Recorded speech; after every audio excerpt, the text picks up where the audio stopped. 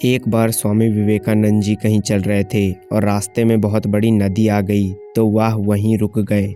स्वामी विवेकानंद जी इसलिए रुके थे क्योंकि उन्हें वो नदी पार करनी थी और उसी समय वहाँ पे एक साधु आ गए और उन्होंने उनसे पूछा, क्या आप ही हो स्वामी विवेकानंद? स्वामी जी ने बोला, हाँ मैं ही हूँ स्वामी विवेकानंद। साधु ने पूछा, आप यहाँ पे क्यों रुके हुए हो? स्वामी जी ने बोला, मुझे नदी पार करनी है इसलिए रुका हुआ हूँ। साधु ने बोला, ये आप क्या कह रहे हैं? आपको नदी पार करना नहीं आता?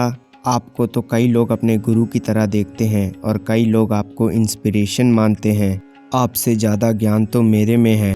मैं बिन नाव के नदी पार कर सकता हूँ। मेरे पास इतना ज्ञान है, फिर भी लोग मुझे नहीं जानते। यही सुन के स्वामी विवेकानंद मुस्कुराते हैं और साधु से बोलते हैं, आप नदी पार करके दिखाइए।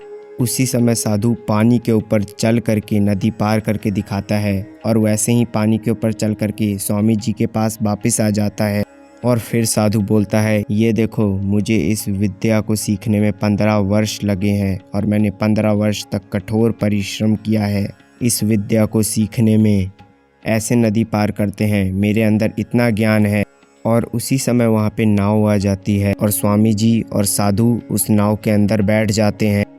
और जब नाव नदी के दूसरे छोर पे पहुँचता है तो स्वामी जी नाव वाले को 1 रुपये दे देते हैं, 50 पैसे अपने और 50 पैसे साधु के। और फिर स्वामी विवेकानंद जी साधु को बोलते हैं, ये देखो, जो काम 50 पैसे में हो सकता था उसके लिए तुमने अपने जीवन के 15 वर्ष बर्बाद कर दिए। अगर यही 15 वर्ष तुम दूसरों के कल्याण में लगाते तो आज लोग तुम्हें भी जानते। इसी से स्वामी विवेकानंद ये कहना चाहते हैं, इस दुनिया में कई लोग हैं जो अनप्रोडक्टिव चीज़ पे अपना समय बर्बाद करते रहते हैं, जिसका अंत में उनको कोई भी फल नहीं मिलता है। इसलिए हमें ऐसा ज्ञान अर्जित करना चाहिए जो हमारे काम आए, समाज के काम आए, लोगों के कल्याण में काम आए। ऐसा ज्ञान नहीं जो सिर्फ हमारे मन को संतुष्ट करे, क्योंकि जीवन का हर पल बहुत अनमोल है और जीवन बहुत ही छोटा है कुछ सीखने के लिए, परंतु अगर तुम्हें कुछ पाना है तो जीवन बहुत ही बड़ा है। समय हमें मुफ्त में मिलता है, इसलिए हम उसे खर्च कर देते हैं।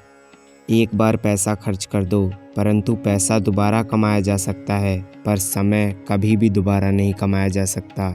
इसीलिए समय इस दुनिया की सबसे अनमोल चीज़ है। इसीलिए समय को बर्बाद करना बंद करो, नहीं तो समय एक दिन तुम्हें बर्बाद कर देगा।